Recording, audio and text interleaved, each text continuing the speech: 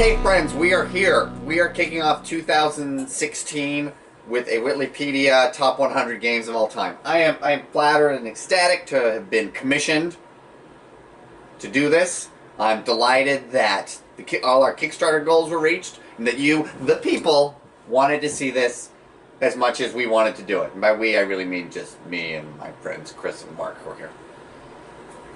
Hola! There we go. ¿Qué pasa? Mi nombre es Jared.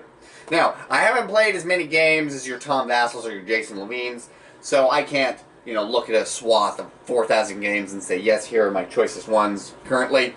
But I've certainly played enough, and I have put together what I feel is a solid, cogent top 100 games of all time that covers a broad array of different types of games that will delight and entertain you. Now, something that I did is I didn't... now, the Tom Vassal method is... and I was just rewatching his most recent top 100, is he'll take 150 games and he'll put the name on a note card and he'll pick whichever game he thinks is like number 50.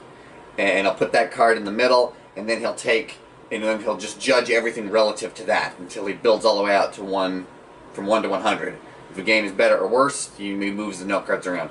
I didn't feel confident in my own ranking ability to do that, so instead of absolute values of 1 to 100, what I've done is I've made 10 separate lists with different clusters of themes of types of games that I'd like to talk about, right? So the first episode won't necessarily be my number 91 game to my number 100, although we will, of course, quantify it that way for those of you at home.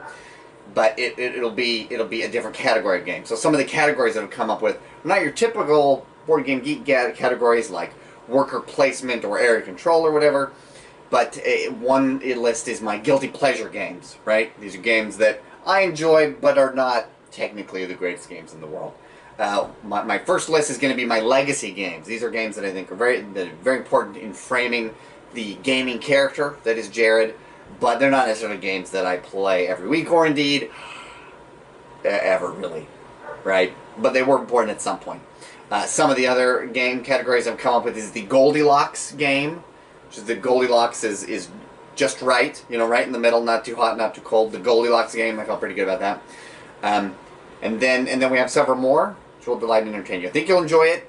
Thanks for coming with us on the journey. This is just the intro video, but we will get you numbers 91 through 100, so to speak, my legacy games, very soon.